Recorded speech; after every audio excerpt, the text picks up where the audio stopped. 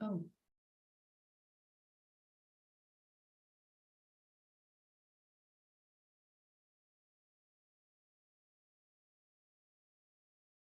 Hello. Hi. Welcome to the live stream or the recording if you're watching on YouTube later on.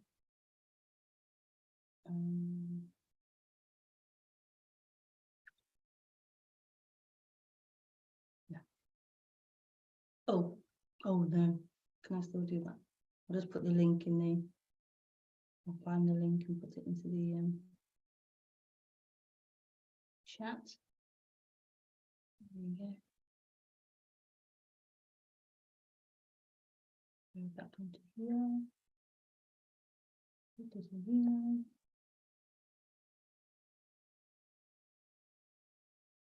There you go. So you now have the Zoom link. If you want to join on Zoom, you have the link there so you can join.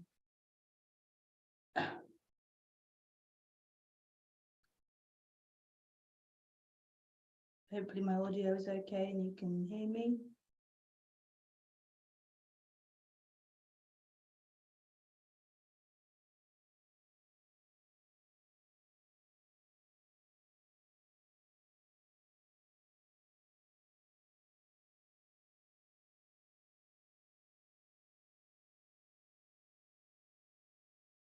I'll just spend a few minutes just cooling myself because I rushed to get it all ready. I'm a bit sweaty. Had to make some food for my daughter and set the computer up and everything. And also I've had like a day that's just been really I guess unstructured. I like structure, and it was a bit I like not structure at points in the day as well, but then I like the structure, the unstructure in. And today I had a phone call in the morning that I shouldn't have answered, but I answered, and so that kind of like derailed my my routine really. So yes, and so yeah, that has a knock-on effect and everything else. So I'm just learning about I'm just learning about what helps me, what doesn't help me, and trying to live in a way that's obviously helps me and makes things easy and more enjoyable.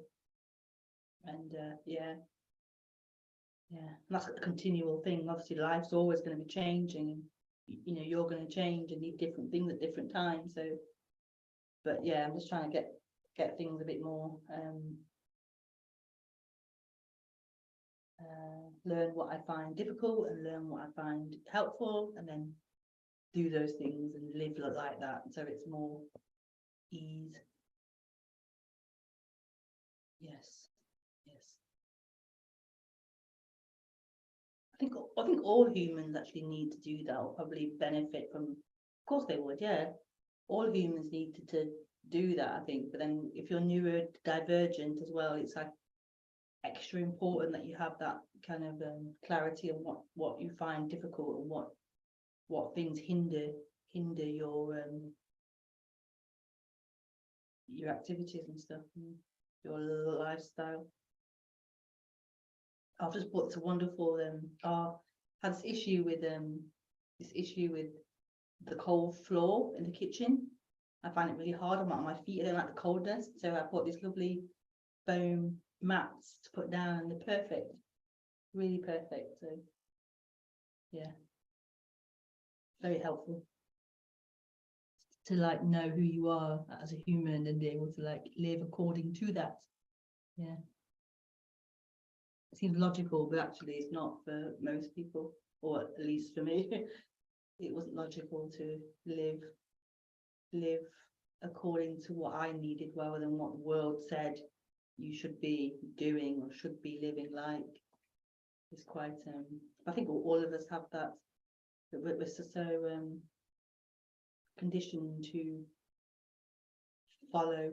Obviously we're a group of people, humans, so the condition to do things in the same way, but we need different things for different people and different humans and different climates, different whatever the differences are. We need different things as well sometimes. So to like become aware of that and break out of what you're told you should do or what you're told you should be, it's quite wonderful, empowering, lovely, freeing. So I'll just spend a few minutes just to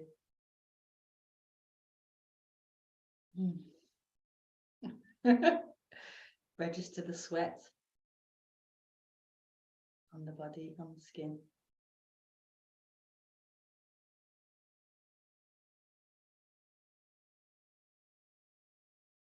Feeling the bottom on the chair, the back against the chair, the hands on the knee.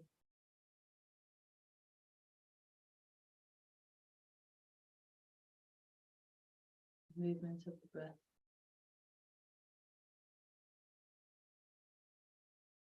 The sound of the computer.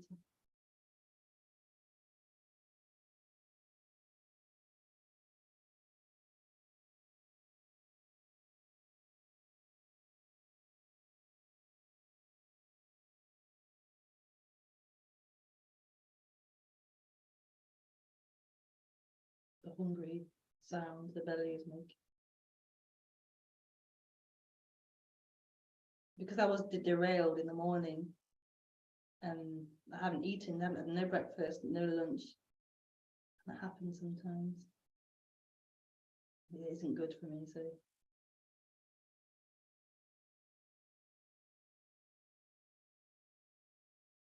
the belly is grumbling.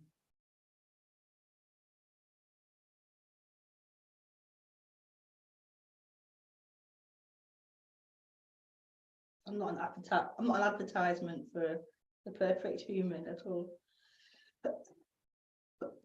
In some ways.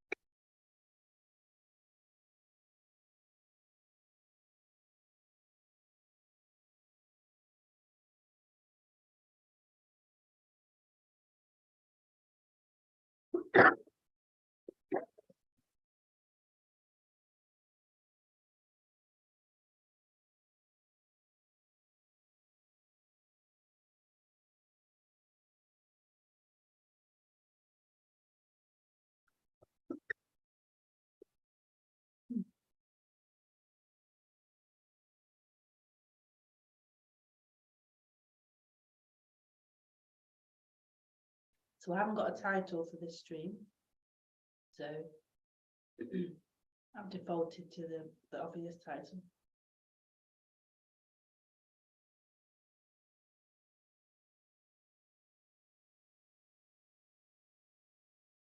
So non-duality meeting. What is non-duality?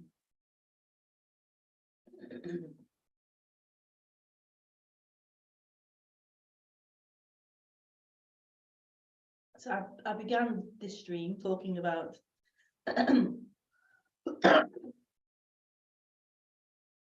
what you could say is my human experience.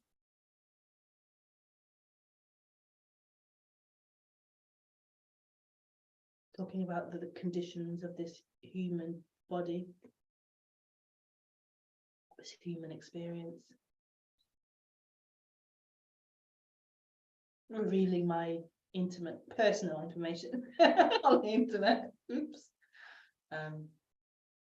But what non-duality is talking about, what this meeting is talking about beyond the human experience, is that this human experience, as valid and as okay as it is, it isn't the reality.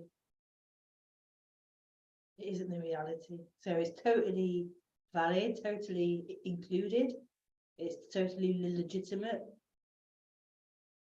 But it isn't reality.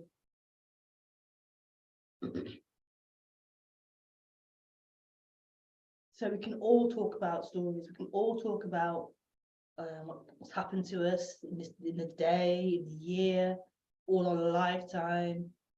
We can discuss our positive traits, our negative traits, conditioning, our traumas, our painful stories, our happy stories. We can all do this. Describe the room we're sitting in, describe emotions, feelings in the body, describe our ideas, our beliefs, our perspectives, our narratives. So we can all do that. So we're well aware that those things exist. But what happens in humans is all those things become reality. So we become narrowed in our focus, in our experience, by this identification with the mind, identification with the stories of the mind.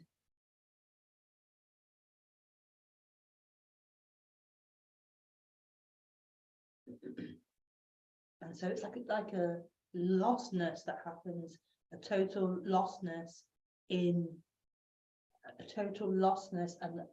absorption in the mind, in its stories, projections, interpretations.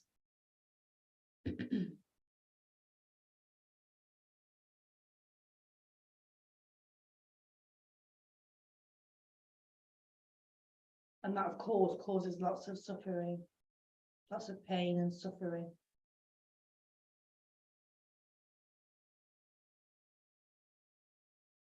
And it seems to be a loss of the natural freedom, the natural peace, the natural ease of being.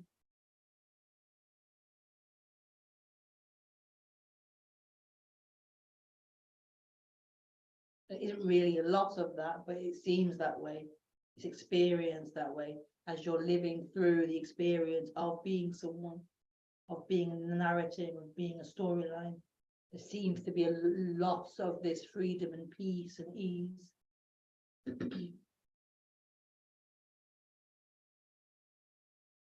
And so often in spiritual circles, stories, it's about you, this character, this person, improving things, getting better at things, healing things, sorting things out, making your life better, your personality better, your traumas better, your whatever it is better, your career better, whatever it is, making it better and sorting it out, so then you can then rediscover or find this place of peace, this place of freedom.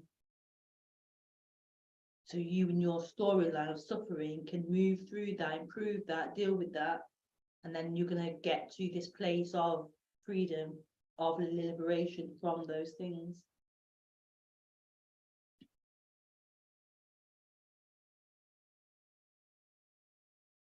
And that story of that can provide lots of joy and highs and hopefulness and pleasure. But it's endless.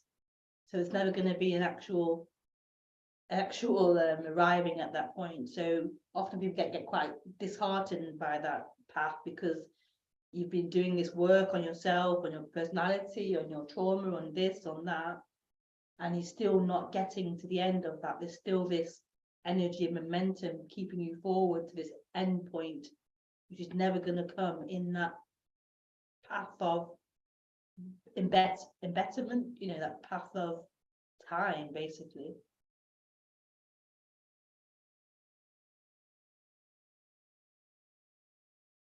That's not to say those things aren't valid and have a place.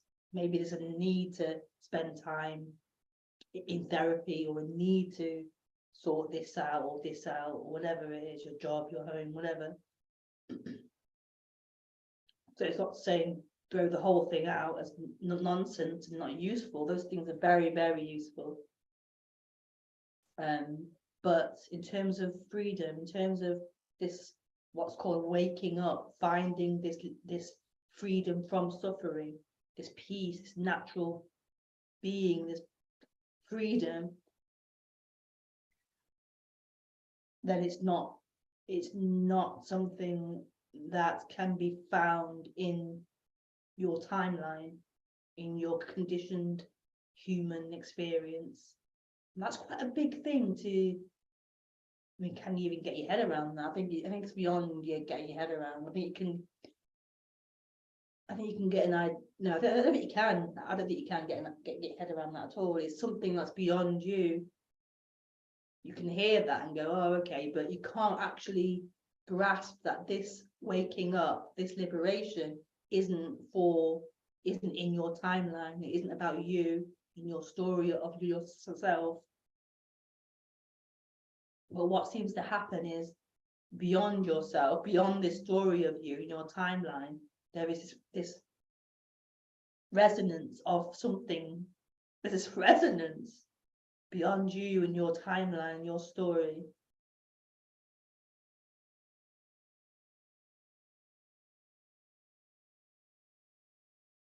Like the story takes center stage, the mind takes center stage, usually in humans, and then, but this seems to, like, you could say wake up, or there's something that's shining through the story of you. This resonance with this message seems to point to something beyond you, beyond the mind, your identity.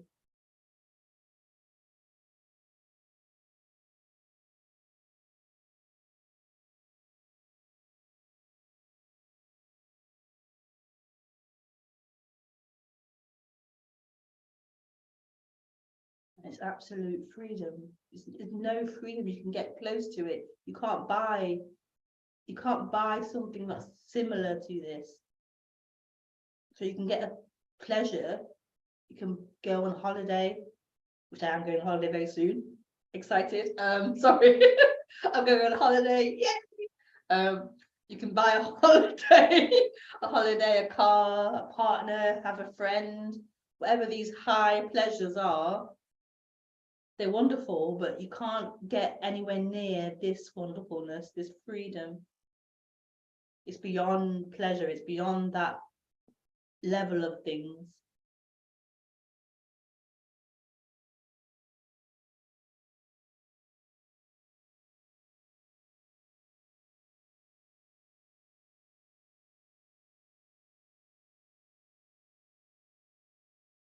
I just you just can't. You really can't convince somebody of this or teach somebody this. You really can't. You can't. The mind can't possibly imagine a freedom or a joy beyond a pleasure. It only knows pleasure from things. But there's a joy that is free.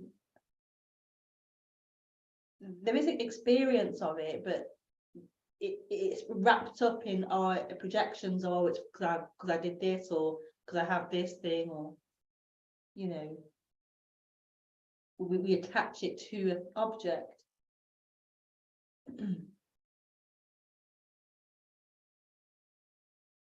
But what this is,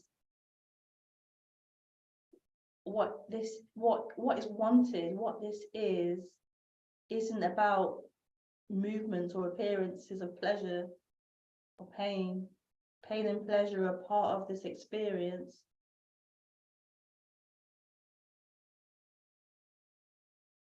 It's a part of being human, alive. Animals probably have this, of course, pain and pleasure. So it's not in that.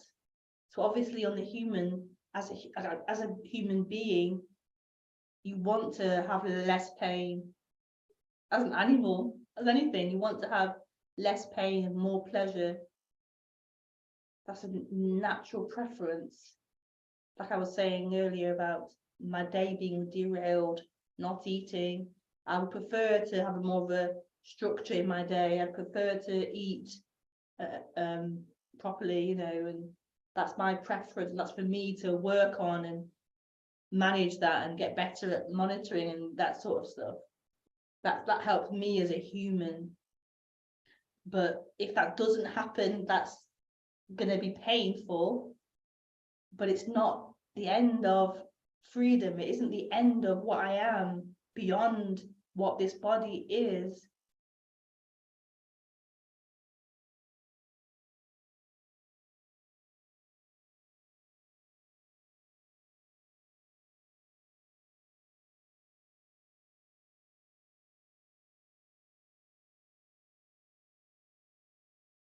Oh, the belly is hollow.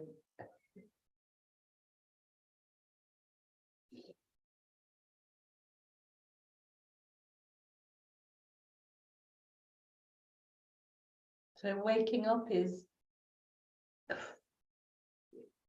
it really is like,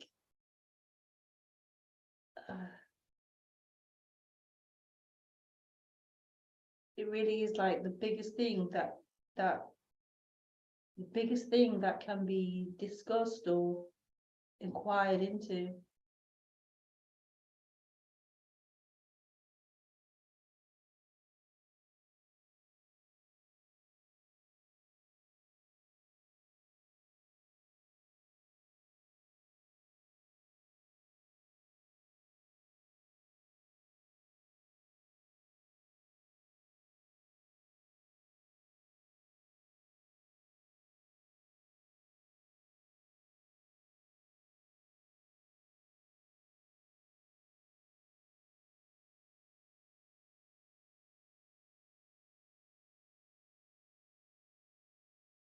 The biggest thing is not a thing. The biggest thing is not a thing. And therefore, in this world of things, it's overlooked, it's not considered important. In the world of objects, in the world of mind. But actually, what's longed for, what's deeply, deeply longed for, even when it's not known consciously, what is deeply longed for is this, not a thing. Is this peace.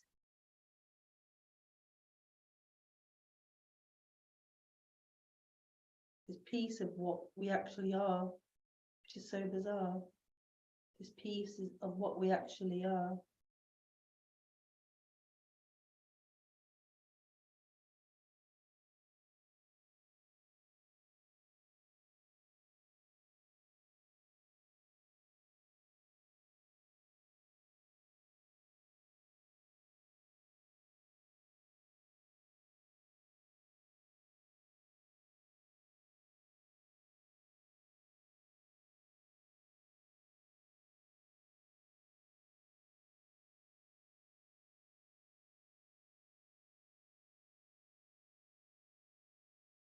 So you're welcome to ask anything you want to ask. You do so either through Zoom, the link to Zoom's in the YouTube chat, or you just write questions on the YouTube chat directly.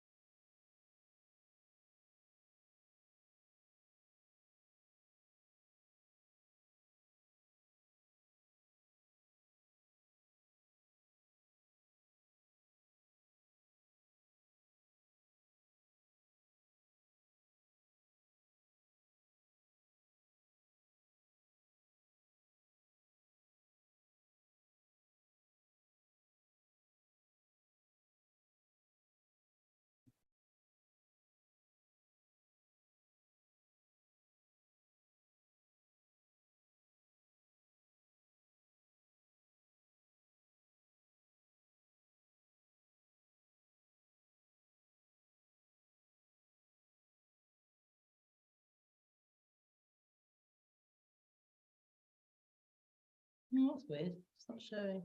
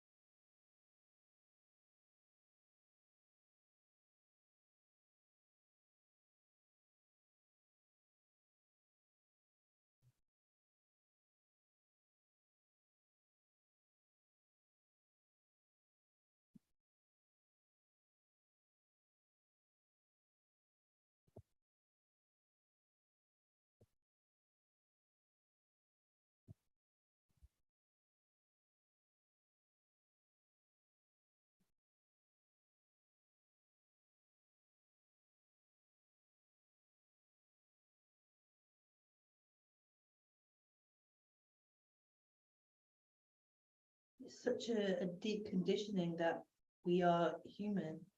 Such a deep conditioning. Such a deep conditioning, but also like a deep, energetic, like identification that happens.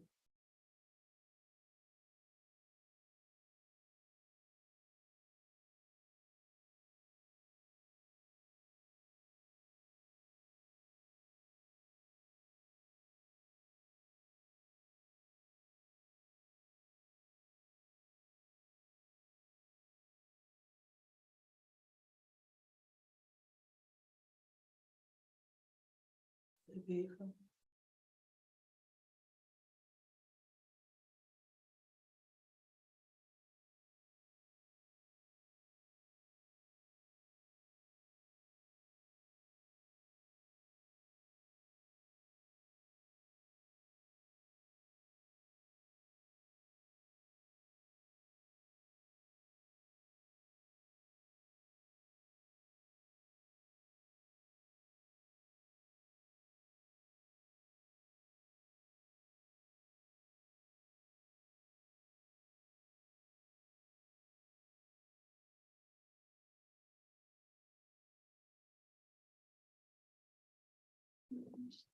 I haven't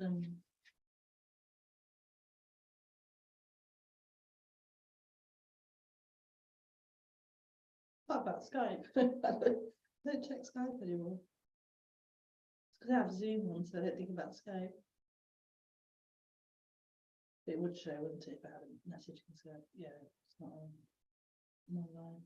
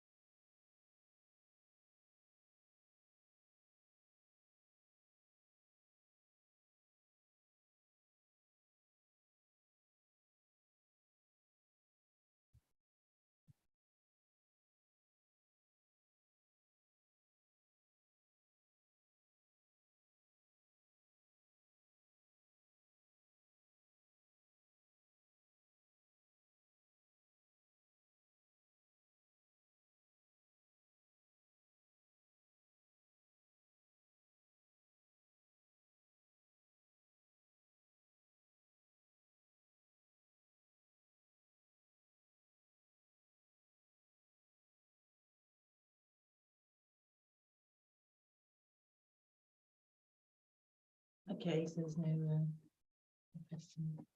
So I'm going to go and eat now, but thank you for joining.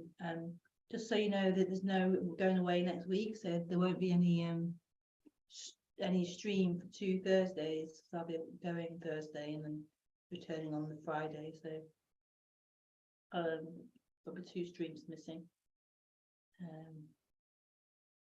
Yeah, I'll try and share some photos as I'm traveling, just for the sake and joy of it.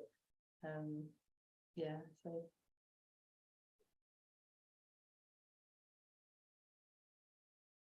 so I'll be back in I guess 2 weeks. So that's going to be, let me see, March. I'm going then, I'm back then. So it'll be the 9th of March will be the first one, the first Thursday. I'm free to do it, but I might do a video before then anyway, just to say hi. Okay, lots of love. I shall see you soon. Okay, bye.